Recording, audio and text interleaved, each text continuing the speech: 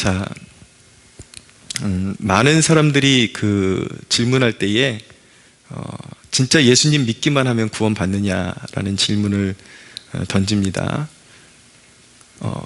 결론적으로 답부터 해드리면 믿기만 하면 구원 받습니다.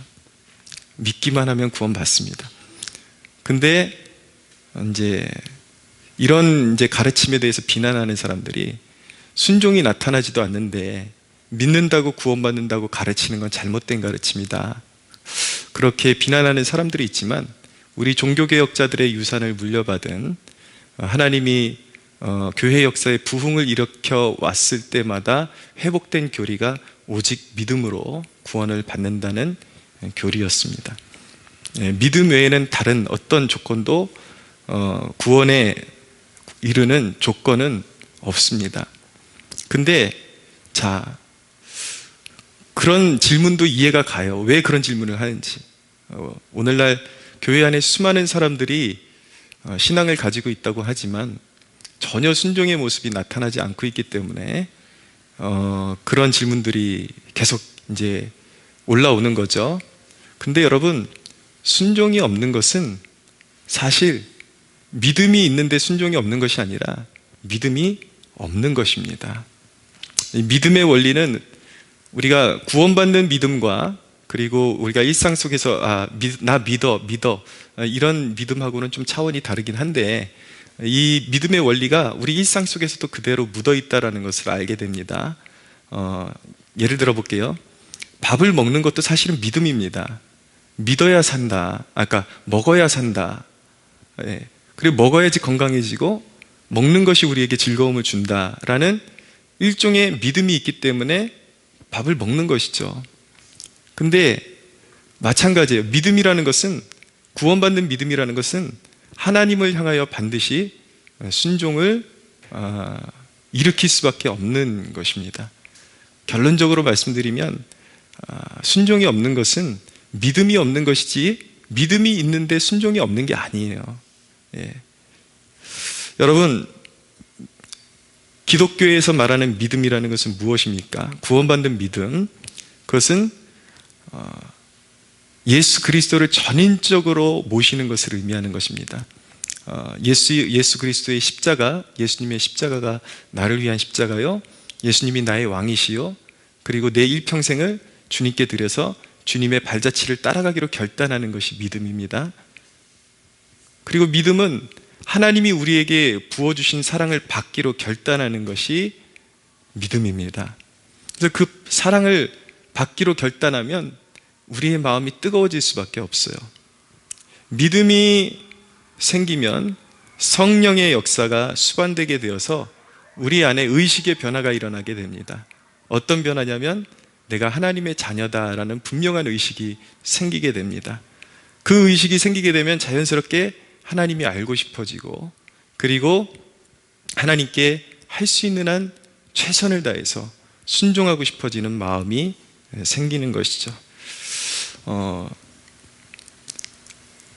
믿기로 했습니다 라고 그렇게 말은 했지만 더 이상, 그러니까 내게 부담되는 더 이상의 그런 헌신이나 이런 것은 알고 싶지 않습니다. 나를 더 이렇게 뭔가 이렇게 나에게 이렇게 짐을 안겨주는 그러한 하나님에 대한 것은 더 이상 알고 싶지 않습니다. 나는 이렇게 주일날 한번 교회에 나오는 것만으로도 나는 만족하고 하나님에 대해서 그 이상 더 이상 알고 싶지 않습니다 라는 것은 믿음이 아닌 것이죠. 제가 20대 중반에 하나님을 만나게 됐는데 여러 가지 상황이 있었습니다. 이상하게 그 때가 되니까 주위에 있는 친구들이 다 떠나가 버리고 제 건강을 잃어버리고 이렇게 돼가지고, 그런 몸부림 속에, 하염없는 그런 외로움과 그런 몸부림 속에 이제 정말 지푸라기라도 잡는 심정으로 제가 새벽 기도를 나가기 시작했는데, 그때부터 이제 제 안에 믿음이 들어오는 것을 느끼기 시작하고, 이상하게 그때부터는 설교가 들려오는 거예요. 말씀이 앞에서 예전에는 말씀이 너무 딱딱하고 지루하면은 힘들어서 듣지를 못했는데, 아무리 딱딱한 말씀을 전해도 그것이 정말 꿀과 같이 달콤하고 하나님의 음성으로 들려오는 것이죠. 그러면서 제가 제 영이 각성하고 깨어나기 시작하면서 믿음이 생기니까 가장 먼저 나타나는 현상이 무엇이냐면 성경에 대해서 알고 싶다라는 그런 갈망이 일어났습니다. 그래서 그러고 나니까 이게 이 영적인 갈급함이 하나님의 말씀이 아니면 채워지질 않는 거예요. 그래서 제 영이 딱 이렇게 깨어나고 나니까 이 설교를 듣는데 목회자가 그냥 사람들 듣기 좋으라고 자기 말을 하고 있는지 아니면 성경적인 말씀을 전하고 있는지 그게 딱 구별이 되더라고요. 예전에 깨어나지 못했을 때는 이 강단에서 재밌는 얘기 해줄 때가 그나마 그냥 조금 들을만 해줬는데, 이제 내 영이 깨어나고 나고 믿음이 생기니까 이 강단에서 하나님의 말씀, 성경을 선포하지 않고 다른 얘기하면 너무 갈급하고 힘들어서 견딜 수가 없는 거예요. 성경을 너무 알고 싶고. 그래서 제 의문사항이 왜 목사님들은 강단에서 성경에 대해서 말씀하지 않고 자꾸 사람 비유에 맞추는 이야기들을 할까라는 그런 이제 막 갈증이 생겨나는 것이죠. 하나님을 더 알고 싶고 성경이 알고 싶고. 제 삶 가운데 현격하게 드러났던 증상 중에 하나는 무엇이냐면, 예수님이 나를 위해서 피 흘려 주셨는데 내 삶의 습관 중에서 예수님이 근심하시고 싫어하시는 일들이 있다면 다 버려야 되겠다라는 생각이 강하게 들기 시작했습니다. 그러니까 자연스럽게 누가 저에게 그래야 된다라고 강요한 적도 없는데, 예전에 제가 이렇게 운전하면서 듣고 다녔던 세상 음악들, 이게 처음에 제가 은혜 받을 때는 이 은혜의 역사가 이렇게 좀 강하게 나타나가지고 이 세상 음악이나 어떤 뭐 영화에서 욕설이 이렇게 들려오면은 막 구토 증상이 일어나려고 그러는 거예요. 막 너무 듣기 싫어가지고 그 세상 음악 같은 것들 이제 다 갖다 이제 CD 이렇게 모아놨던 것들 다 갖다 버리고 오직 주님 알고 싶고 더 거룩해지고 싶고 그런 마음이 일어나게 된 것입니다. 믿음이 생기면은, 진짜 믿음이 생기면은 그런 역사들이 일어나게 됩니다.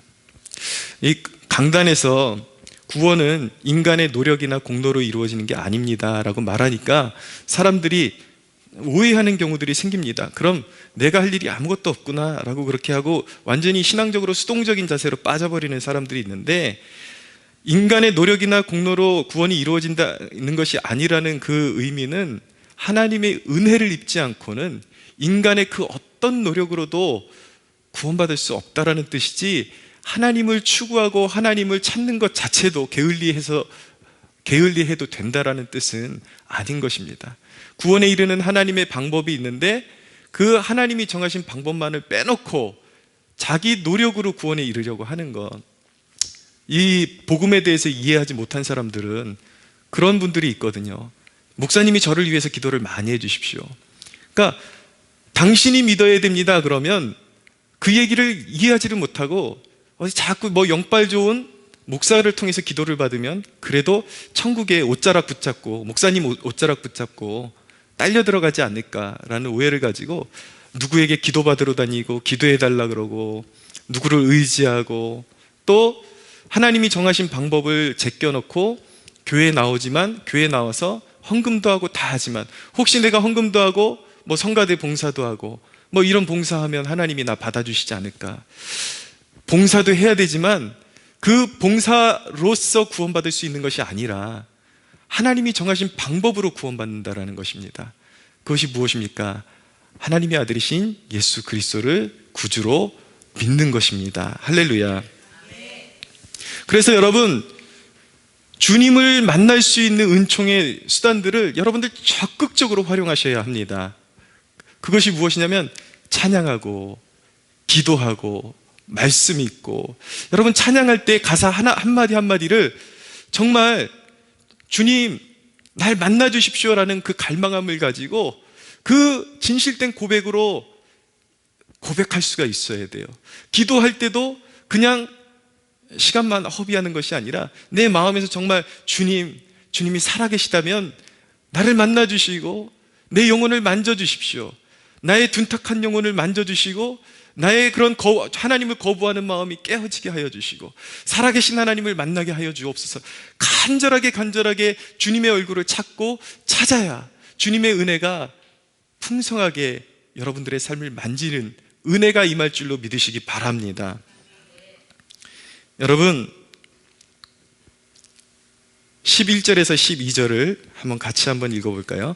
11절에서 12절 시작. 성경에 이르되 누구든지 그를 믿는 자는 부끄러움을 당하지 아니하리라 하니 유대인이나 헬라인이나 차별이 없음이라 한 분이신 주께서 모든 사람의 주가 되사 그를 부르는 모든 사람에게 부요하시도다. 아멘. 여러분, 믿음은 모든 세대와 모든 민족에게 구원에 이르는 방법으로 주신 유일한 방법입니다. 대한민국에 살든지 아프리카에 살든지 어디에 살든지 다른 민족은 다른 방법으로 구원받는 것이 아니라 어디에 살든지 모든 민족이 구원받는 방법이 하나님이 정하신 하나님의 아들이신 예수 그리스도를 믿는 믿음으로 구원받는 것입니다. 그런데 오늘 12절에 보면 끝에 보면 그를 부르는 모든 사람에게 부요하시도다. 예수 믿는 모든 사람에게 하나님이 부요하시다라고 말씀하고 있습니다. 여기서 부요함이라는 것은 무엇입니까? 믿는 자에게는 하나님의 부요하심이 있는데 부요함이란 이런 것입니다. 부모가 자녀를 낳게 되면은 그를 양육합니다. 그리고 그를 보호합니다. 그리고 자녀에게 어떤 문제가 생기면 부모가 나서서 해결해 주려고 합니다. 그리고 책임을 집니다. 하나님이 이와 같이 모든 믿는 자를 하나님의 자녀로 삼으시고 하나님께 속한 모든 영적인 풍성한 자원들을 저와 여러분을 위해서 사용하신다라는 뜻인 것입니다. 할렐루야. 믿으십시오. 여러분, 이것은 세상의 부의 개념과는 좀 다른 것입니다. 자꾸 신앙을 오해하는 사람들은 믿었는데도 나는 왜 부자가 안 되냐, 이런 사람들이 있는데, 이 영적인 부요함이라는 것은 세상의 부와 좀 다른 개념이에요. 믿을 때 하나님이 임재하셔서 우리의 심령 가운데 하나님의 나라가 임하게 되는 것입니다. 그래서 우리의 모든 삶 가운데 하나님 나라의 통치와 하나님의 부요하심을 힘입어 살아가게 되는 것, 그것이 바로 부요함이라는 것이죠. 제가 증명해 볼까요? 여러분, 어떤 게 부요함인가? 그냥 단편적으로 생각할 때는 많은 재물을 받는 것이, 소유하는 것이 부요함 같아요. 그것이 행복일 것 같아요. 근데 여러분, 조금만 더 깊이 들어가면 정말 많이 가지면 행복합니까? 행복해집니까? 아니잖아요? 예. 많이 소유하는 것이 곧 행복이라는 개념은 전혀 틀린 것입니다. 여러분, 건강을 위해서 늘 주기적으로 보약 먹는 사람들이 있습니다. 예. 필요하면 먹어야죠.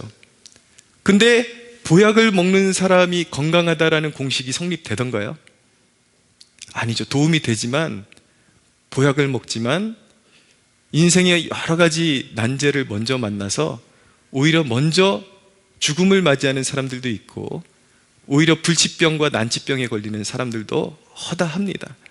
세상의 방법으로 내가 치부하고 부요를 쌓고 세상의 것들을 쌓고 그리고 건강해지기 위해서 노력하는 모든 수단들이 결코 우리를 진정으로 부요하게 할 수 없고 우리를 안전하게 보호해 줄 수 없다라는 것을 우리는 조금만 생각해 보면, 냉정하게 생각해 보면 우리는 알 수가 있게 되는 것입니다.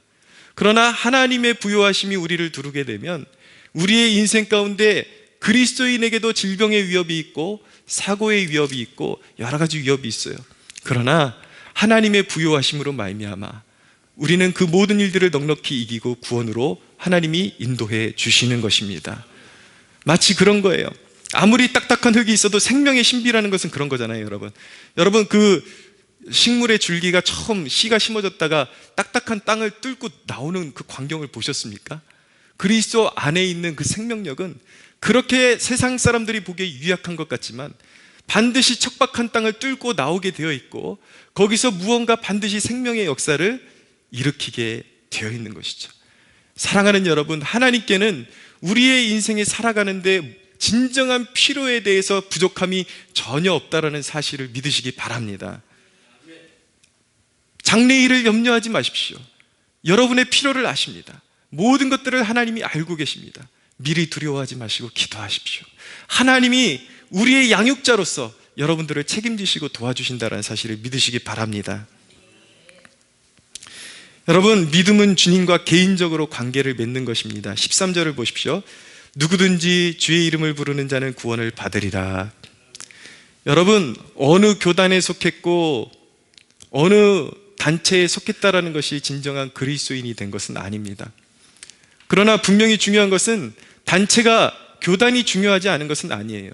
왜냐하면 이단들도 있기 때문에 조심해야죠. 그래서 공식적인 공인된 교단에서 신앙생활하는 것은 너무나도 중요하지만 공인된 교단 안에서 신앙생활한다 그래서 진정한 그리스도인이 아니라 예수님과 개인적으로 믿음으로 관계를 맺고 있는 사람이 그리스도인인 것입니다. 믿으십시오.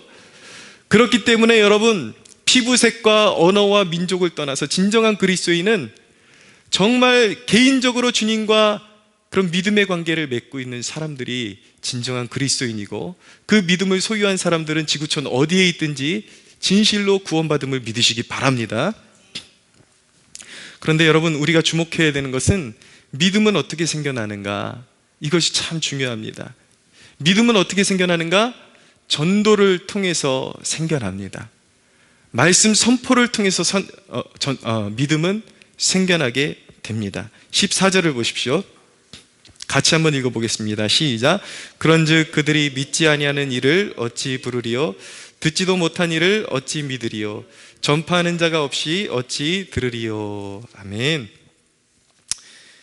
여러분, 전도는 믿음을 선물하는 가장 확실한 길임을 알기 원합니다.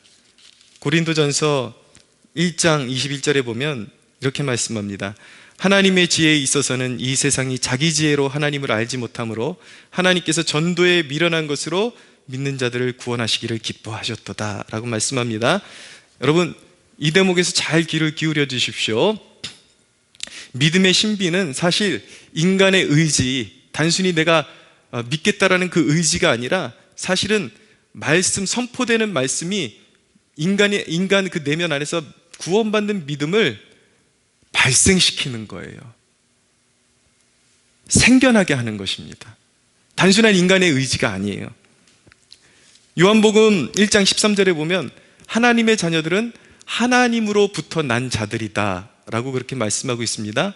구원받는 믿음은 아이가 태어나듯이 잉태되는 것입니다. 이것이 믿음의 신비예요. 여러분, 로이드 존스 목사님은 이렇게 이야기합니다. 믿음은 성경에 의해 그리고 말씀에 의해 생겨납니다 라고 말씀합니다.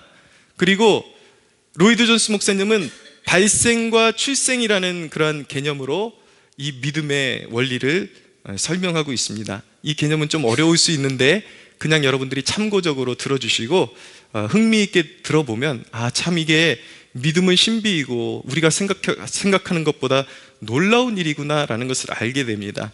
여러분, 한 아이가 엄마의 뱃속에서 태어나는 것이 출생이죠. 근데 그 출생이 아이가 생긴 시점이 아니라는 겁니다. 아이는 어디서 생깁니까? 엄마 뱃속에서 이미 눈에 보이지 않지만 생겨난 거예요. 내가 그리스도인입니다라고 고백하기 전에, 고백할 수 있기 전에 이미 하나님께서 그의 심령 가운데서 어떤 깊은 역사를 행하고 있다는 것을 우리가 알게 되는 것이죠. 그러니까 이런 것입니다. 하나님이 어떤 사람들에게 은혜를 입혀주셔서 미리 생명의 씨를 심어주시는 거예요. 믿음이 생기기 전에. 근데 하나님이 어떤 사람들에게 은혜 가운데 생명의 씨를 심어 놓으셨는데 그것이 잉태가 되고 구원받는 믿음이 되기 위해서는 어떤 조건이 충족이 되어야 되는가? 하나님의 구원받는 말씀, 예수 그리스도의 복음과 하나님의 말씀이 그 심령에 선포되어질 때, 하나님이 그 심령에 심어놓은 생명의 씨와 그 생명의 말씀이 만날 때 아이가 수정되듯이 생명이, 구원받는 생명이 잉태되고 믿음이 잉태되게 되는 것입니다. 이것이 믿음의 원리예요. 그래서 야고보서 1장 18절에 보면 놀라운 말씀을 선포하는데 진리의 말씀으로 우리를 낳으셨느니라 라는 말씀을 하고 있는 거예요. 믿음은 태어나는 거예요. 단순히 내 의지가 아니라 믿음은 새롭게 태어난 심령에서 고백하게 되는 것. 순간적으로 내 마음이 안 믿는 상태에 있다가 갑자기 어느 순간 믿어지는 상태로 확 돌이키게 돼요. 방향전환이 일어나는 것. 이것이 바로 믿음의 역사인 것입니다.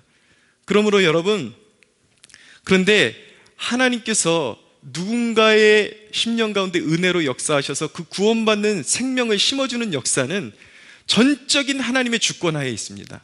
하나님이 선택하시고 하나님이 그런 역사를 일으키십니다.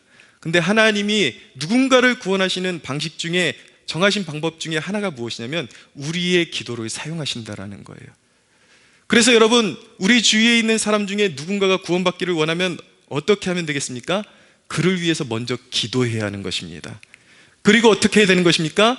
하나님께서 그에게 은혜 주시기를 간구하며 하나님의 말씀을 그에게 계속해서 소개해야 되는 거예요. 선포하고 예수님에 대해서 말하고 하나님의 말씀을 선포해야 하는 것입니다. 할렐루야. 여러분, 제가 오늘도 바로 이런 영적인 원리 때문에 오늘도 기도하는 마음으로 이 복음의 말씀을 여러분들에게 전하고 있는 것입니다. 솔직한 저의 심정으로 설교 때마다 제 마음이 울 때가 너무나도 많아요.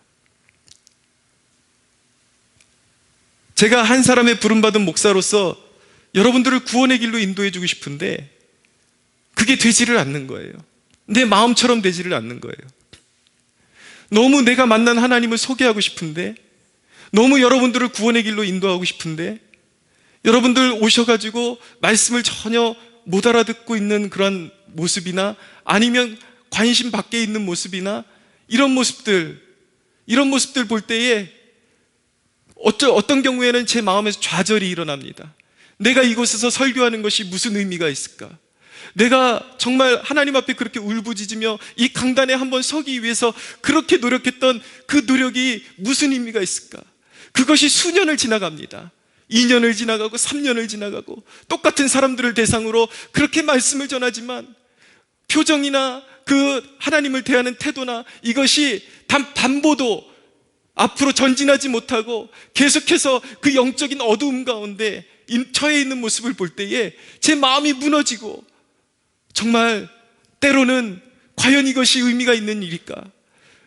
포기하고 싶어질 때도 있습니다. 그러나 제가 이 사역을 포기하지 않는 이유, 여러분들에게 하나님의 말씀을 선포하는 일을 포기할 수 없는 이유가 바로 여기 있는 것입니다. 구원은 제가 만들어내는 일이 아니라 하나님이 주시는 일이기 때문인 것입니다. 할렐루야. 하나님이 수년간 구원받지 못하고 있는 영혼에게 어느 날 하나님이 그날 역사하시면 성령의 바람이 불어오면 그 심령에 생명의 씨가 심기게 되고 어느 날 전혀 말씀을 듣지 않았던 사람이 어느 날 두 눈을 초롱초롱 뜨고 하나님의 말씀을 음미하고 있고 하나님의 말씀을 듣고 있고 그 말씀 속에서 생명을 누리고 있는 그 모습을 보게 되는 것이기 때문에 저는 오늘도 그 소망을 가지고 이 말씀을 전하는 것입니다. 하나님께서 반드시 여러분들에게 생명 얻는 회개와 믿음 주시기를 저는 간절히 원하는 마음으로 오늘도 기도하는 마음으로 여러분들에게 복음을 선포하는 것입니다. 할렐루야. 여러분 은혜를 소원하십시오. 여러분 무너진 심령을 일으키는 것도 전도의 원리와 똑같습니다. 믿은 신자라 할지라도 세상 염려에 붙들리면 마음이 굳어지고 한쪽으로 쏠려서 부정적으로 생각이 쏠리게 되어 있습니다. 근데 여러분, 신자가 믿음이 약해지고 이 영적인 상태가 그렇게 부정적으로 쏠려 있으면 무엇을 하든지 부정적인 열매를 맺게 되어 있습니다. 여러분들 여기 기타가 있잖아요.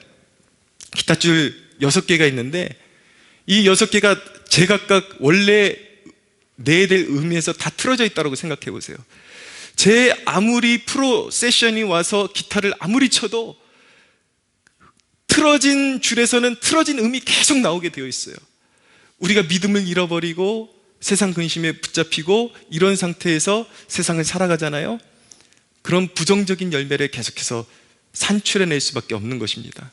그런데 그렇게 위축되어 있고 쏠려 있는 영혼에게 하나님의 말씀을 선포하면, 그에게 하나님의 말씀을 들려주면 신자의 마음속에는 그 말씀을 받을 수 있는 생명력이 있어요. 그 말씀을 신자가 받게 되면 그 흐트러져 있던 줄이 원래 음대로 조율이 되게 됩니다. 항상 난 안 될 거야, 나는 사랑받지 못하는 사람이야, 나는 뭘 해도 안 돼라는 그런 부정적인 의식에 갇혀있던 사람이, 당신은 하나님의 자녀입니다. 당신이 기도할 때 하나님은 귀를 기울이시고 당신의 신음소리까지 응답하시고, 오늘 하나님은 당신을 위한 구원의 길을 예비하고 계십니다라는 말씀을 들을 때 그 믿음이 들어올 때에 그 믿음을 가지고 선포하며 기도하고 세상으로 나아가서 도전할 때에 거기에 승리가 있음을 믿으시기 바랍니다. 그래서 여러분, 오늘 말씀이 선포될 때에 위축된 영혼이 힘을 얻고 여러분들 다시 세상에 도전할 수 있는 강건함이, 영적인 능력이 회복되어지는 축복이 있게 되기를 바랍니다. 그래서 여러분, 믿음이 싹트기까지는 어렵지만 굉장히 어렵습니다. 이게 신비의 영역이기 때문이에요. 그러나 한 사람의 영혼 가운데 믿음이 싹트기 시작하면 믿음으로 말씀 보고 믿음으로 말씀 듣고 믿음으로 기도하면 거기에는 반드시 살아계신 하나님의 역사가 나타나게 되는 것입니다. 이사야서 55장 10절에서 11절에 보면, 이는 비와 눈이 하늘로부터 내려서 그리로 되돌아가지 아니하고 땅을 적셔서 소출이 나게 하며 싹이 나게 하며 파종하는 자에게는 종자를 주며 먹는 자에게는 양식을 줌과 같이 내 입에서 나가는 말도 이와 같이 헛되이 내게로 되돌아오지 아니하고 나의 기뻐하는 뜻을 이루며 내가 보낸 일에 형통함이니라. 할렐루야. 여러분, 믿음으로 말씀을 받으면 여러분들의 삶 가운데 능력이 나타납니다. 하나님의 권능이 나타납니다. 무너진 삶이 일어나게 됩니다. 할렐루야. 여러분, 믿음을 가지십시오. 믿음을 소유하기를 간절히 사모하십시오. 여러분, 그리스도인의 영광스러움이 바로 그러하기에 전도하는 삶에 있다는 사실을 꼭 기억하시기 바랍니다. 전도는 구원받는 믿음을 상대방에게 선물하는 거예요. 전도는 죽어가는 영혼에게 생명을 선물하는 것입니다. 할렐루야. 여러분, 전도는요, 단순히 한 사람의 영혼만 살리는 능력이 있는 것이 아니라 어둠에 붙잡힌 한 민족을 변화시키는 힘까지 있다는 사실을 깨닫게 되기를 바랍니다. 잘 들어주십시오. 여러분, 1885년에 이 나라에 언더우드 선교사와 아펜젤러 선교사가 이 땅에 도착을 했습니다. 언더우드 선교사는 장로교 선교사고 아펜젤러 선교사는 감리교 선교사님인데 두 분이 동시에 한날 들어오셨어요. 그래서 감리교 목사들과 장로교 목사들이 유치하게 싸우는 게 뭐냐면, 어느 교단 선교사가 먼저 제물포 항에 발을 내디뎠는지 가지고 싸우는 거예요. 장로교 목사들은 언더우드 선교사가 오른발을 먼저 내디뎠다. 그리고 감리교 목사님들은 아니다, 잘 보면 아펜젤러 선교사님이 가지고 있던 가방이 먼저 앞서서 제물포에 내렸다. 이게 약간 유치하게 그냥 웃자고 하는 소리인데, 서로 목사들끼리 감리교가 먼저냐 장로교가 먼저냐. 이제 그런데 중요한 것은 영적으로 어두운 이 땅에 선교사님들이 도착했다라는 것입니다. 이 나라에 처음 선교사님들이 도착했을 때 영적인 그런 이 나라의 그런 상황들을 기록으로 남겨놓으면, 그것을 보면 너무나도 비참합니다. 네, 실제적인 기록이 있어요. 양반들은 양반이라고 일하지 않고 얼마나 백성이 게으르고, 당시의 서울의 모습을 기록해 놓은 실제 자료들이 있는데, 선교사님들이 이 땅에 처음 왔을 때 서울의 모습이 어땠냐면 똥밭 그 자체였다라는 것입니다. 인분을 짐승의 똥, 사람 똥, 오줌, 이게 배수시설이 제대로 돼 있지를 않으니까, 아예 없으니까 뭐든지 그걸 어떻게 처리할 수가 없으면 길바닥에다 다 갖다 버리는 거예요. 온 그냥 동네의 똥냄새, 오줌 냄새, 이 나라가 나라꼴이 아니었다라는 것입니다. 근데 예수의 생명을 들고 선교사님들이 와서 이 아펜젤러 언더우드 선교사님이 생명의 씨앗을 뿌리기 시작하고, 그들의 뒤를 이어서 수많은 선교사님들이 한국에 도착하게 됩니다. 그러면서 정말 모진 고초 끝에 열매를 맺기 시작하면서 이 나라에 1907년도에 놀라운 평양의 대부흥이 일어나게 되죠. 그런데 거기서 놀라운 회개운동이 일어나게 됩니다. 매일매일 술 취하고 방탕한 삶을 살았던 사람들이 그 방탕한 삶을 회개하면서 술을 끊어버리는 역사가 일어나게 되고, 첩을 몇 명씩 두고 방탕한 삶을 살았던 사람들이 첩을 두고 사는 것이 하나님의 원리에 맞지 않는 죄라는 것을 깨닫게 되고, 축적했던 것들을 회개하고 첩들을 다 내보내서 자유를 줍니다. 노름에 빠져있던 사람들, 노름에 미쳐있던 사람들이 회개하고 하나님께로 돌이키는 역사들, 자기 마음의 숨은 죄악들을 회개하는 역사들이 일어나면서 교회에서 부흥이 일어나고 회개의 역사가 일어나니까 사회적인 반향이 크게 사회가 술렁술렁 되는 거예요.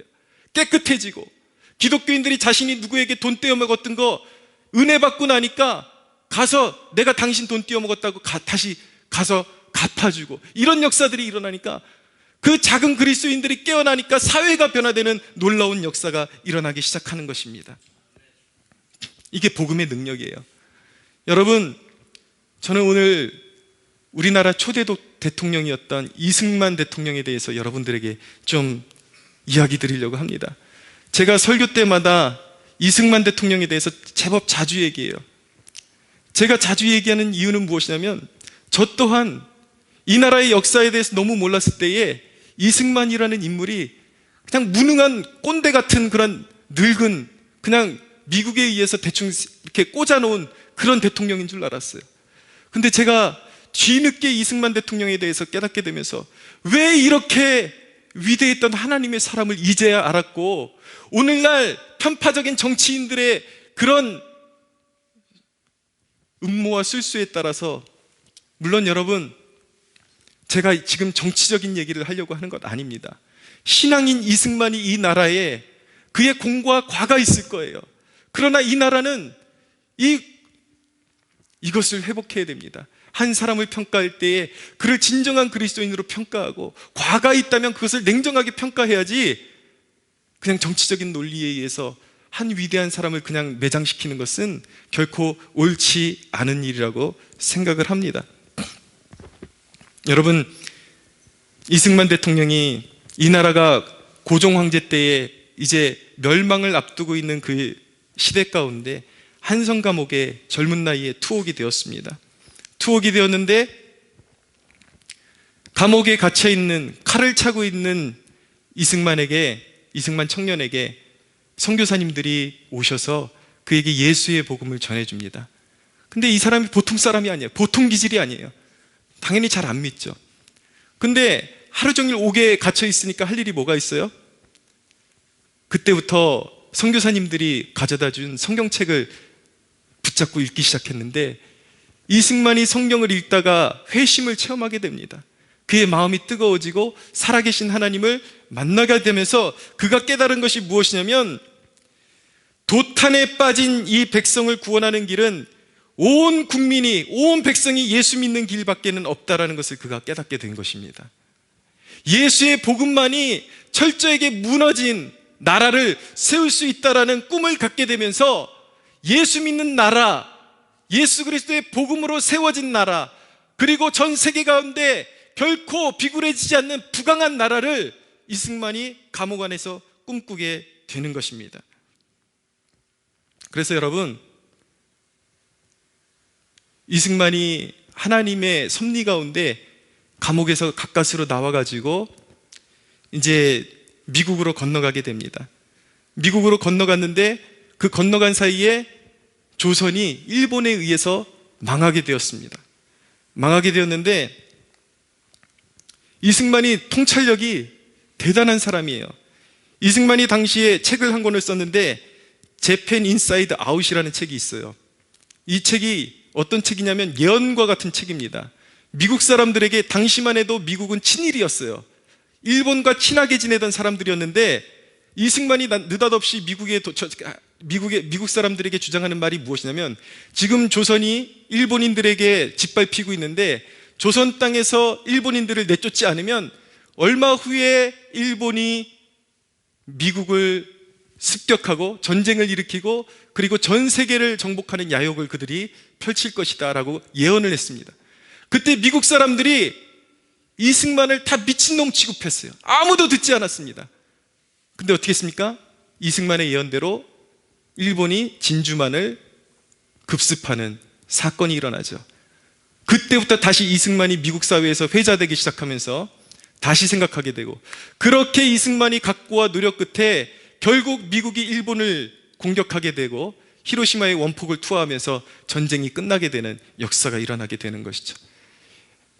놀라운 독립을 위해서 정말 자신의 삶을 헌신했던 사람이 바로 이승만이었습니다.